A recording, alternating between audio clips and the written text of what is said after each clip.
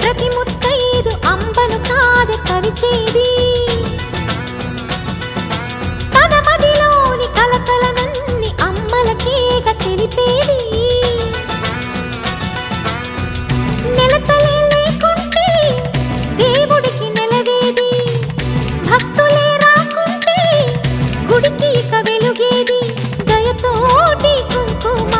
పూలు అక్షింతలు మనమంతా ఇవ్వాలి తన తాళి నిలపాలి తాళి కాచి ముత్తైదా ఎల్లమ్మ ఎల్లమ్మ పోదామా ఎల్లమ్మ ఉసురు